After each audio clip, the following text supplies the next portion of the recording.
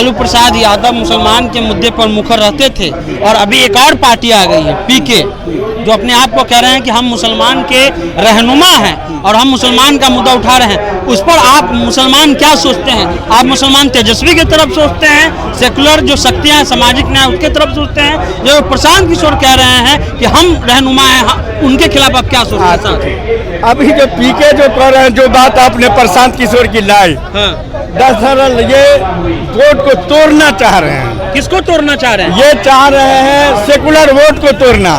और ज्यादातर इनका जो है सो रुझान मुसलमानों के ही साथ है। हम भी देखे हैं जिस तरह से इनका सबसे ज्यादा इनका फोकस मुसलमानों पर है। अरे आप अगर उस तरह के हक की लड़ाई लड़ना ही चाहते हैं तो आप सेकुलर लोग एक साथ होकर न लड़िए। आप एक साथ होकर के अगर आप नहीं लड़ रहे हैं तो आपका तो रिजल्ट सामने ही पता चल जाएगा। आप ऐसा नहीं करें। तोड़ करके वोट किसको दिलवाना चाहते हैं? ये वोट तोड़ करके डायरेक्ट जो है सो क्या नाम है फायदा, जो सेकुलर वोट है ये अगर टूट जाएगा तो डायरेक्ट विपक्ष को फायदा पहुंचेगा। समझा? यानी सरकार को फायदा पहुंचेगा। हाँ, एनडीए को। तेजस्वी पे आपको भरोसा है? तेजस्वी तो अभी तक भरोसा दिखा रहे हैं। लालू जी पे भरोसा था? हाँ जी जी जी। क्यों था? ये सेकुलर नेता थे, लोगों के हक के लड़ाई के लिए लड़ते थे। और तेजस्वी यादव भी उस लड़ाई को लड़ रहे हैं। इसी बात के लिए कोई सलाह देना होगा तेजस्वी यादव को हो रहा है कि हाँ ये माइनस पॉइंट हो रहा है, आप कर रहे हैं मेरे साथ, आप क्या बोलना चाहते हैं? तो हमने तो इनको कहा था कि हम आपके साथ हैं, लेकिन आप जिस तरह से खुले दिल से हम आपके साथ हैं, उसी तरह से खुले दिल से आपको भी मेरे साथ रहना पड़ेगा। और मैंने ये भी कह दिया कि हम वो लोग हैं जो वफादारी के साथ कांग्रेस को 50 साल निभाए, लेकिन कांग्रेस को हमने नहीं छोड़ा, कांग्रेस हमको छोड़ा। भागलपुर में हमने ने कांग्रेस को नहीं छोड़ा, कांग्रेस ने हमको छोड़ा। भागलपुर दंगा हम वफादारी के साथ उसके साथ थे, लेकिन उन्होंने नहीं माना तो हमने उनको छोड़ा। अभी हम आपके साथ हैं, जिस तरह से हम आपके साथ हैं अभी हमारे साथ उसी तरह से। शिकायत है तेजस्वी से मुसलमानों का? अभी तो हमने अभी तो ये कोई जगह पकड़े नहीं है। लेकिन इनको कहा है और इन्होंने हमसे वादा किया है कि जिस तरह से आप लोग हमारे साथ हैं, आपकी कहीं पर से कोई जो शिकायत है, जो अभी जो आपकी आबादी है उस आबादी के मुताबिक आपको आपका हक हर जगह हम लोग देंगे।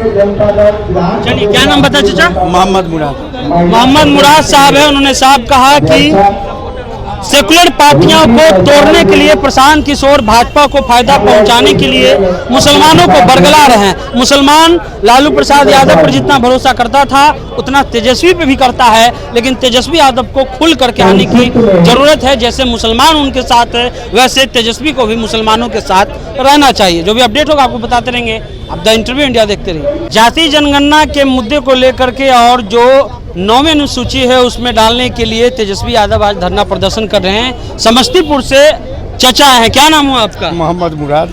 मुराद साहब, जाति जनगणना तो एक मुद्दा है ही, उसके अलावा मुस्लिम आरक्षण भी एक मुद्दा है, जिसको लेकर के नीतीश कुमार से लेकर के सब लोग चुप्पी बनाए हुए, लेकिन लालू यादव ने कहा है कि मुस्लिमों को भी आरक्षण मिलना चाहिए। इस पर आप इसको कैसे देखते हैं? देखिए, मैं आपके सवाल का जवाब ये देना चाहता हूँ कि महागठबंधन की सरकार थी, मनमोहन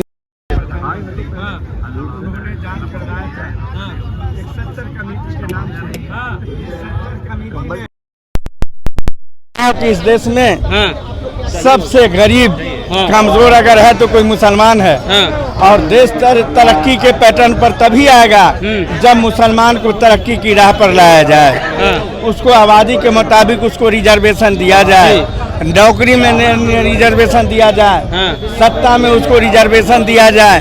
हर जगह मुसलमानों को उसके रिजर्वेशन के मुताबिक अगर उसको हक दिया जाएगा तभी मुसलमान जो है देश आजाद होगा, मुसलमान आगे बढ़ेगा। तो इस बात के लिए लोगों को सोचना है। जिस तरह से वफादारी से हमने देश को आजाद हमने करवाया और जिस तरह से हमने हमारे आलिमों ने कुर्बानी दी, वो एक मिसाल है। हजारों आज जो स्थिति है, अभी एक महाराष्ट्र का वीडियो आया, उसमें एक बुजुर्ग को मारा गया, मुस्लिम था। हरियाणा में एक मामला आया, बीफ को लेकर के मुसलमान को जान मार दिया गया। तो ऐसी